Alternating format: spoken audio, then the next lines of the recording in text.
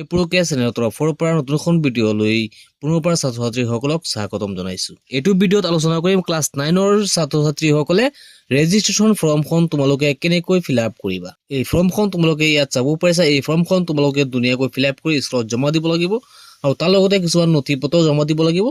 এই নথিপত্ৰবোৰ কি লাগিব আমি ভিডিঅ'ৰ শেষত জনাই দিম। গতিকে ছাত্ৰ-ছাত্ৰীসকলে এতিয়ালৈকে যদি তোমালোকে আমাৰ চেনেলটো ছাবস্ক্ৰাইব কৰা নাই নিশ্চয় ছাবস্ক্ৰাইব কৰি ৰাখিবা।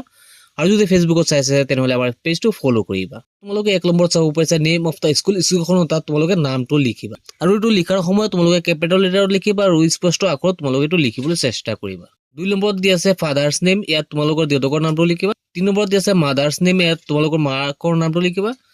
4 নম্বৰত দি আছে গাৰ্জিয়ানছ নেম, ইয়াত তোমালোকৰ যিজন গাৰ্জিয়ান আছে মাক বা দেউতাক তেখেতৰ নামটো ইয়াত লিখি দিবা। 5 নম্বৰত পাইছে তোমালোকে name of the school attended last, তোমালোকে যোৱা বছৰত অৰ্থাৎ ক্লাছ 8ত কোনটো স্কুলত পঢ়িছা সেই স্কুলৰ নামটো ইয়াত লিখি দিবা। 6 নম্বৰটো তোমালোকে এইটো ফিলআপ নকৰিলেও হ'ব।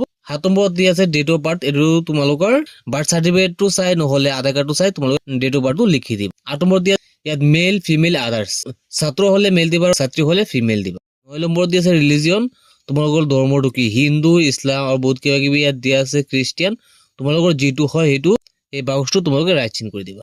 10 নম্বৰত দি আছে caste, general SC ST ST OBC এনেকে বহুত কেইটা দি আছে, তোমালোকৰ যিটো হয় যদি জেনেৰেল হয় জেনেৰেলটো তোমালোকে এই বাকচটোত ৰাইট চিন কৰি দিবা। ফিজিকেলি চেলেঞ্জ, তোমাৰ যদি ফিজিকেলি কিবা প্ৰব্লেম আছে ইয়েছ দিবা নহলে নো দিবা। তোমালোকে শাৰীৰিকভাৱে সক্ষম নে, যদি শাৰীৰিকভাৱে অসক্ষম হয় তেনেহলে ইয়েছ দিবা নহলে নো। যদি তোমালোকে ইয়াত ইয়েছ দিয়া তেনেহলে 12 নম্বৰ অপশ্যনটো তোমালোকে ফিলআপ কৰিব লাগিব।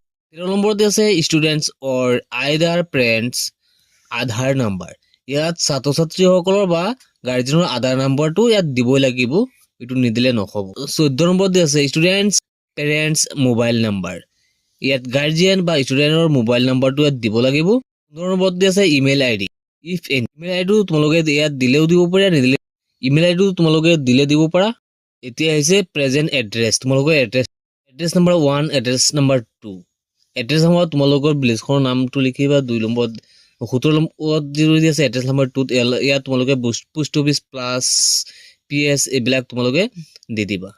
আৰু 18 নম্বৰত ভিলেজ, যদি তোমালোকৰ গাঁৱত থকা ভিলেজত অকে কৰি গাঁওখনৰ নাম লিখি দিবা, গাঁওখনৰ নাম লিখি দিবা আৰু যদি চিটি থকা তেনেহ'লে টাউনৰ নামটো লিখি দিবা। 19 নম্বৰত আছে ষ্টেট, ইয়াত আসামটো দি দিবা, ডিষ্ট্ৰিক্টটো দিবা, তাৰপিছত তোমালোকৰ যি পিনকোড আছে পিনকোডটো তোমালোকে ইয়াত দি দিবা। তাৰপিছত আহিছে পাৰ্মানেণ্ট এড্ৰেছ, তোমালোকৰ প্ৰেজেন্ট এড্ৰেছ আৰু পাৰ্মানেণ্ট এড্ৰেছ যদি একেই হয় তেনেহ'লে চেম টু চেম তোমালোকে চাই ইয়াত লিখি দিবা। 22 নম্বৰ 23 নম্বৰ 24 আৰু 25 নম্বৰত তোমালোকে চেম টু চেম চাই লিখি দিবা। 27 নম্বৰত medium of interaction, English Assamese বৌদ্ধ হিন্দী বেংগলী মণিপুৰী, যিটো তোমালোকৰ মিডিয়ামত পঢ়া সেই মিডিয়ামটো তোমালোকে ৰাইট চিন কৰি দিবা। বাকচ এটা থাকে আছে এই বাকচটো তোমালোকে ৰাইট চিন কৰি দিবা। তাৰপিছত আছে 29 নম্বৰটো MIL ছাবজেক্ট, তোমালোকৰ MIL ছাবজেক্টটো কি আছে ইয়াত লিখি দিবা। 30 নম্বৰত MIL গ্ৰুপটো কি আছে ইয়াত তোমালোকে লিখি দিবা। 31 নম্বৰত ইলেক্টিভ ছাবজেক্ট, তোমালোকৰ কোনটো ইলেক্টিভ ছাবজেক্ট আছে এইটো তোমালোকে এই বাকচটোত লিখি দিবা। তাৰপিছত এই বাকচটোত তোমালোকে পাছপোৰ্ট চাইজৰ কালাৰিং ফটো লগত হোৱাইট বেকগ্ৰাউণ্ড, তোমালোকৰ বেকগ্ৰাউণ্ডটো হোৱাইট ৰাখি তোমালোকে পাছপোৰ্ট চাইজৰ এটা ফটো ইয়াত দিব লাগে। 2 নম্বৰৰ বাকচটোত দি আছে তলত চিগনেচাৰ অফ দা ষ্টুডেণ্ট, ছাত্ৰ-ছাত্ৰীসকলে এই বাকচটোৰ ভিতৰত চহী এটা কৰিব লাগিব। তোমালোকে চাবা যাতে এই যিটো বাউণ্ডাৰী দি আছে বাউণ্ডাৰী যাতে তোমালোকৰ চিগনেচাৰটো টাচ নাখায়, ইয়াৰ ভিতৰত তোমালোকে চিগনেচাৰটো কৰিবা। লগতে ইয়াত উল্লেখ কৰিছে ব্লেক কালাৰৰ চিয়াহীয়ে তোমালোকে ইয়াত চহী কৰিবা। একেবাৰে তলত তোমালোকে চাব পাৰিছা signature of the parent and guardian, ইয়াত তোমালোকৰ যিজন গাৰ্জিয়ান আছে এই গাৰ্জিয়ানজনে ইয়াত চহী কৰিব। ফৰ্মখন জমা দিয়াৰ সময়ত ইয়াত উল্লেখ কৰিছে নোটিছত student has to submit photography, তোমালোকৰ এইটো ছাবমিট কৰাৰ সময়ত দিব লাগিব বাৰ্থ চাৰ্টিফিকেট স্কুল চাৰ্টিফিকেট ডকুমেণ্টছখিনি তোমালোকে ইয়াৰ লগত জমা দিব লাগিব। আজিৰ ভিডিঅ'টো এইখিনি আছিলে, লগ হ'ব নেক্সট ভিডিঅ'ত।